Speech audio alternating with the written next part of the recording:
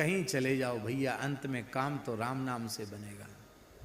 हम ये नहीं कहते कि अघोर पंथ में अघोरी भी एक से एक सिद्ध होते हैं, पर उनके वह आचरण सबके लिए अनुकरणीय नहीं है। एक किनाराम बाबा नाम के महान सिद्ध थे बनारस में, अघोर आचार्य श्री किनाराम बाबा, बड़े सिद्ध पुरुष थे।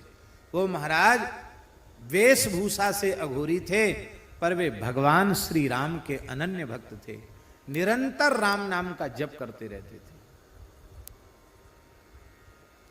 गंगा जी के पास जाते, मां भूख लगी है भिक्षा लाओ, जैसी कहते सोई कोई ना कोई मुर्दा बहता हुआ दिखाई पड़ता तो कूद जाते गंगा जी में, और तैरते रहते मुर्दा को पकड़ के दांत से नोच के खाते रहते उसी को, मुर्दे को। काशी महाराज घूम रहे थे, दिखाई पड़ गए, हे राजा बच्चा प्रसाद लेगा, ले प्रसाद। इतना लोथड़ा निकाल के फेंका। अब इतने बड़े सिद्ध मना करें तो क्या करें, कैसे करें।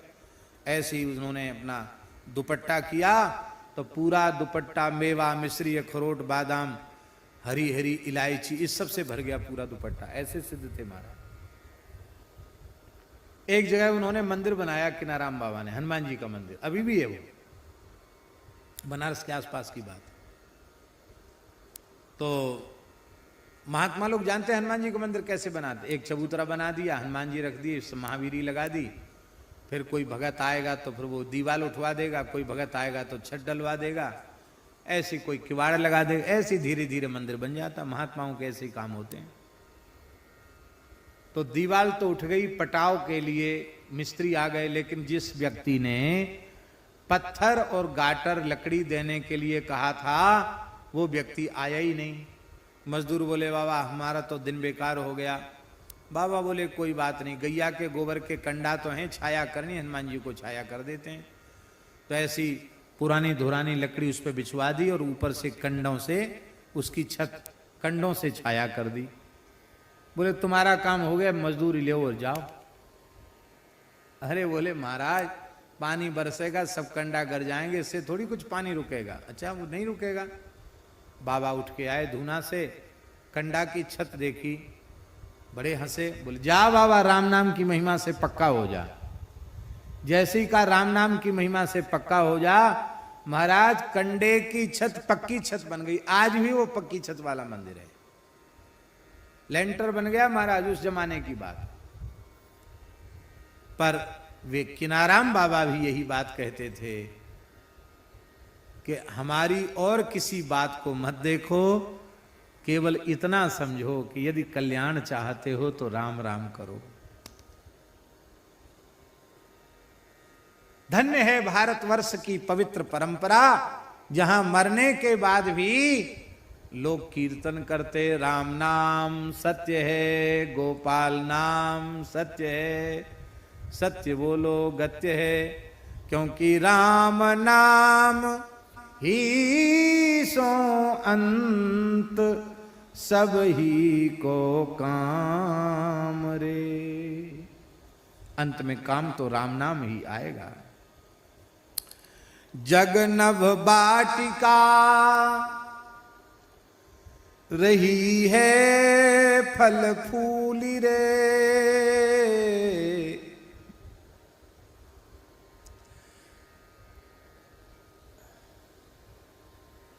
ये संसार का जो चाकचिक्य है ना, चमक दमक आकर्षण, ये कैसा है? ये नभ वाटिका के समान है, खपुष्प के समान है, आकाश पुष्प के समान है। जग नभ वाटिका, आकाश में बगीचा लगा सकते हो आप,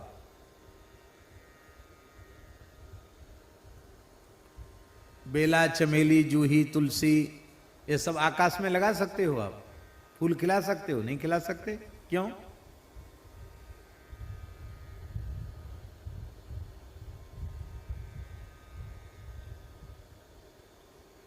गोस्वामी जी ने उदाहरण दिया है, राम भजन बिन मिटहि की कामा, थल विहीन तरु कबहू की जामा। जब तक थल नहीं होगा, स्थल नहीं होगा, भूमि नहीं होगी, मिट्टी नहीं होगी, तो आप बगीचा कैसे लगाएंगे? बगीचा बिना मिट्टी के नहीं लग सकता। जैसे आकाश का बगीचा केवल कोरी कल्पना मात्र है, ऐसे ही जगत का यह चाकचक्य कोरी कल्पना मात्र है, कुछ नहीं है। ये कैसा है जो फलता फूलता संसार, ये कैसा है? धुआं कैसे धोर हर, देखी तू ना भूल रे। गीला और इधर उधर का कचरा वचड़ा सब इकट्ठा करके और आग लगाई जाती है। देखा होगा आपने, दीपावली में पहले लोग गांव में सब सफाई करते थे तो एक जगह कचरा का ढेर करके फिर उसमें आग लगा देते। तो जब आग लगाई जाए तो धुआं, जब धुआं के गुब्बारे ऊपर आकाश में उठते हैं तो उसमें आकृति जैसी बन जाती है धुआं की। बीच का धुआं खाली हो गया, इधर उधर का हो गया तो दीवार बन गई, ऐसे धुआं चला गया तो वो शिखर बन गया। तो उसमें आप देखेंगे तो महल मकान भी दिखाई पड़ेंगे, कई बार उसमें कोई पुरुष की आकृति भी दिखाई पड़ जाएगी। ज्यादा कचरा जहां जल रहा, धुआं के गुब्बारे ऊपर उठ रहे हैं, तो धुआं के महल, उनका अस्तित्व क्या है? धुआं के भवन और धुआं से ही निर्मित स्त्री पुरुषों की आकृति, वे क्या वास्तविक में सत्य हैं? वे सत्य नहीं हैं, केवल प्रतीति वैसी हो रही है। ऐसे ही संसार है। धुआं कैसे धोर हर, देखी तू ना भूली रे। अंतिम बात गोस्वामी जी कह रहे हैं, राम नाम छाड़ी जो, भरोसो करे और रे।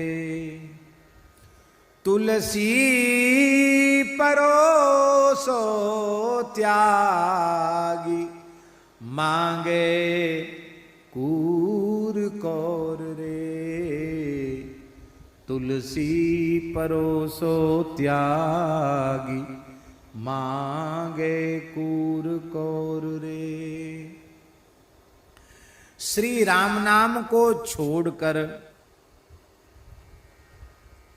दूसरे का आश्रय लेता है, दूसरे का भरोसा करता है, वह ऐसा मूर्ख है जैसे किसी व्यक्ति के सामने बड़ी जोर की भूख लगी है और उसके सामने किसी ने बहुत प्रेम से, बड़े भाव से, आदर से बढ़िया सुंदर स्वर्ण में सिंहासन बिछा दिया, सोने की चौकी रख दी और इतने बड़ा थाल रख दिया, तरह तरह के कटोरों में भक्ष भुज जिल्ही चुस्त विविध प्रकार के व्यंजन परोस दिए और बड़ी विनम्रता से हाथ जोड़कर कहा, महाराज इसको जीमो, खूब पाओ। और बड़े प्रेम से और अधिक तृप्त होकर जिमाने के लिए तैयार खड़ा है। भूख तो आपको लगी थी, लेकिन आप बिना किसी कारण के परोसा हुआ स्वर्णमय 56 भोग 36 व्यंजन का थाल छोड़कर चले गए। कहाँ चले गए? तुलसी परोसो त्यागी, सामने परोसा हुआ छोड़ करके मांगे कूर कौर रे। कौर माने ग्रास। एक एक टुकड़े के लिए कुत्ते के जैसे पूंछ हिला करके, पेट दिखा करके एक एक टुकड़ा मांग रहे हो। इसका मतलब है राम नाम का स्वाद लेना, ये तो परोसी हुई थाली का भोजन करना है। और राम नाम को छोड़कर अन्य अन्य साधन का आश्रय लेना, ये कुत्ते के समान टुकड़े खा खा करके, डंडा खा खा के टुकड़ा खाना और उनसे पेट भरने की कोशिश करने के जैसा है। गोस्वामी जी ने कहा है, राम नाम की महिमा मेरे जीवन से देख लो, चाटत रहो। इसी विनय पत्र का नाम। स्वान पातर ज्यों कबहु न पेट भरो, सोहों चाखत नाम सुधारस, पेखत पर सुधरो, भरोसो जाहि दूसरो सो करो, मोको तो राम को नाम काम तरु, कलि कल्याण फरो, भरोसो जाहि दूसरो सो करो। गोस्वामी जी ने कहा, जब हम राम नाम से विमुख थे तो हमारी दशा ये थी कि चाटत रहो स्वान पातर ज्यों। कुत्ता भूख के मारे, जहाँ भोज भंडारा होता वहाँ पत्तल, जूठी पत्तल डाल दी जाती, उन पत्तलों को चाटता है कुत्ता, लेकिन पेट नहीं भरता। गोस्वामी जी के कहने का आशय ऐसा भी, बचपन में जब हम अनाथ अवस्था में भटक रहे थे, हमारा कभी पेट नहीं भरा। एक जगह तो गोस्वामी जी ने लिखा है, मानत हो चार फल चार ही चणक को, चार चना कोई मेरी हथेली पर रख देता था तो मैं समझता था कि धर्म अर्थ काम मोक्ष चारों पुरुषार्थ मुझे मिल गए। एक दशा तो वो थी जब हम राम राम नहीं करते थे, अनाथ के जैसे भटकते थे बचपन में। मां मर गई, पिताजी मर गए, चुनिया दासी अपने मायके लेके गई थी, वो भी मर गई। फिर कुछ वर्ष तक तो गोस्वामी जी ऐसे अनाथ बालक की तरह भटके, और लोगों में ये प्रसिद्धि हो गई कि बालक बड़ा अशुभ है, ये जहां पैदा हुआ था वो सब भी खत्म हो गए, गांव भी उजड़ गया, भैया इसकी छाया से बचो, ये हालत थी। एक दिन तो वो था, और अब सोहो चाखत नाम सुधारस, पेखत पर सुधरो। अब राम नाम रूपी सुधा का रस हम चख रहे हैं। तो आज अवस्था ये है कि बड़े बड़े राजा महाराजा लोग व्यंजन परोस के तैयार खड़े हैं, लेकिन पेखत उसको खाने की इच्छा नहीं होती। राम नाम में इतना स्वाद आने लग गया है कि इन खट्टे मीठे चटपटे व्यंजनों को देखने की भी इच्छा अब होती नहीं है।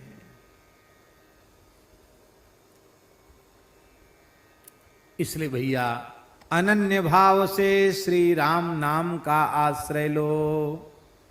श्री राम जय राम, जय जय राम, श्री राम जय राम, जय जय राम, श्री राम जय राम, जय जय राम, श्री राम जय राम, जय जय राम, श्री राम जय राम, जय जय राम, श्री राम जय राम, जय जय राम, श्री राम जय राम, जय जय राम, श्री राम जय राम,